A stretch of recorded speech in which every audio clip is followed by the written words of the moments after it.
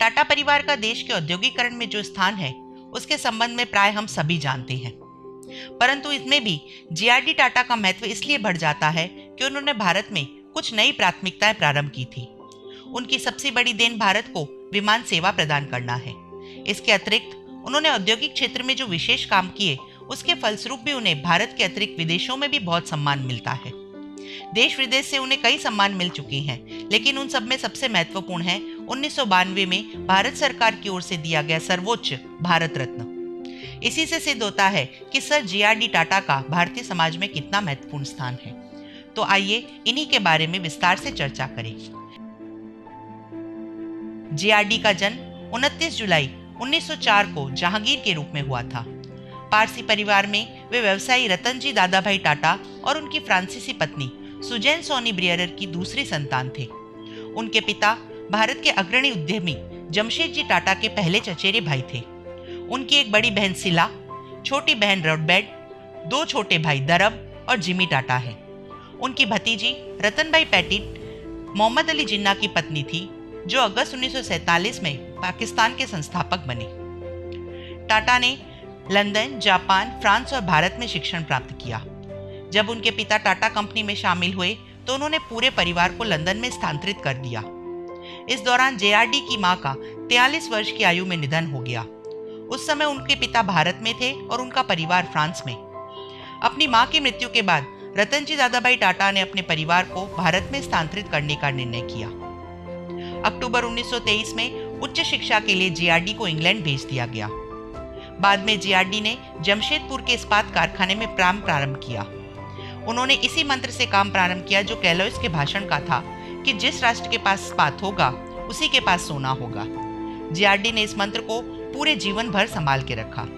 इस्पात कारखाना लगाने वाले जमशेद जी के नाम से ही जमशेदपुर नगर बसा। जब जीआरडी वहां पहुंचे तो ये एक विशाल नगर बन चुका था। उनके वहां आने से एक वर्ष पूर्व गांधी जी भी वहां गए थे, जिनके स्वागत के लिए जमशेदपुर की सड़कों पर फूल की पंखुड़ियां बिछा दी गई।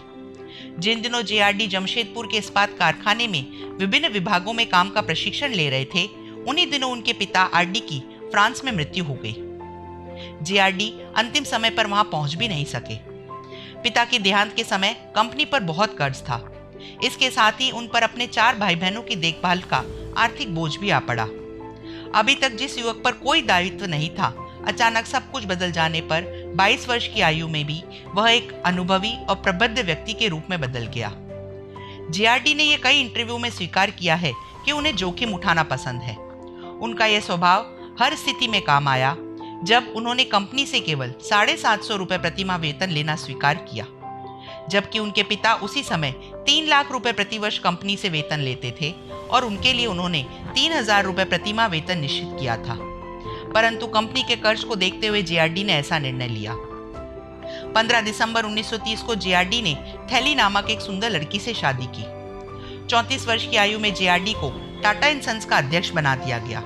उस समय सर दोराब और सर नारोजी टाटा की मृत्यु हो चुकी थी। उन दिनों देश के विमानों में उड़ना न तो इतना सुरक्षित था और न ही लोगों में सुरक्षा की दृष्टि से उसकी आस्था थी। पर जब 1920 में लिब्डन और किंग्सफोर्ड स्मिथ ने विमान में उड़ान भरकर अटलांटिक महासागर को पार किया, तो विमान में यात्रियों को लादने ले जाने की संभावनाएं पैदा हो गई। जेआरडी ने स्वयं विमान उड़ाना सीखा और विमान द्वारा करतब दिखाना भी। विमान चलाने का लाइसेंस मिल जाने के 3 महीने के भीतर ही उन्होंने लंदन में एक विमान भी खरीद लिया। 19 नवंबर 1929 को आगा खां ने 500 पाउंड का पुरस्कार उस व्यक्ति को देने की घोषणा की जो व्यक्ति पहली बार अकेला भारत से इंग्लैंड या इंग्लैंड से भारत तक विमान उड़ाएगा। पूरे देश में से सिर्फ 3 व्यक्ति इसके लिए तैयार हुए। एक थे मनमोहन सिंह, दूसरे थे 18 वर्षीय एसजी इंजीनियर और तीसरे थे सर जीआरडी टाटा। टाटा ने 3 मई 1930 को कराची से उड़ान भरी और यह प्रतियोगिता जीत ली। पहली बार विमान सेवा द्वारा डाक ले जाने की शुरुआत उन्होंने 15 अक्टूबर 1932 को कराची से प्रारंभ की। वह विमान स्वयं जेआरडी ने ही उड़ाया।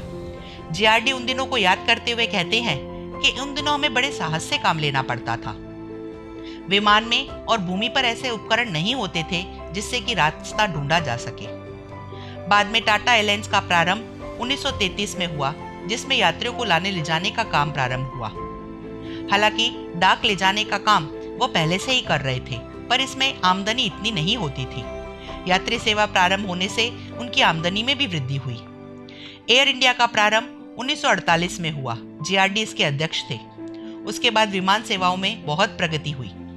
जेआरडी को 3 बार टाटा एंड सन्स का अध्यक्ष चुना गया। पहल जब 1938 में वे अध्यक्ष बने तो कंपनियों की यह परंपरा थी कि ऊंचे पदों के लिए वरिष्ठ व्यक्तियों को ही चुना जाता था।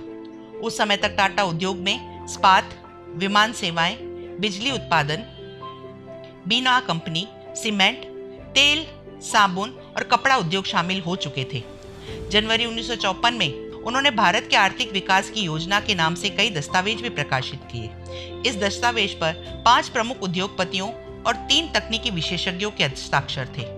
उद्योगपतियों में जेआरडी टाटा, घनश्याम दास बिड़ला, अहमदाबाद के कपड़ा मिलों के मालिक कस्तूराभाई लालाभाई, बंबई के पुरुषोत्तम दास ठाकुरदास और दिल्ली के श्री राम थे।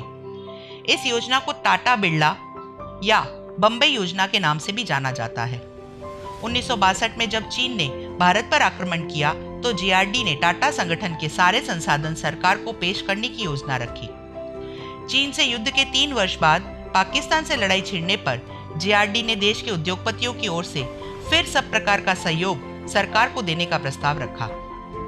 इस प्रकार देश पर कोई भी संकट आया तो जेआरडी ने अपने संसाधन से सहायता करने को हमेशा तैयारी दिखाई। उन्होंने जवाहरलाल नेहरू, लाल बहादुर शास्त्री, इंदिरा गांधी, राजीव गांधी सभी के साथ सहयोग दिया। नेहरू परिवार से तो उनके घनिष्ठ संबंध रहे। 1970 के दशक में उनका अविरव आश्रम के प्रति स्नेह बढ़ने लगा, परंतु वे किसी भी धार्मिक सभा बुलाने पर उसका विरोध करते थे।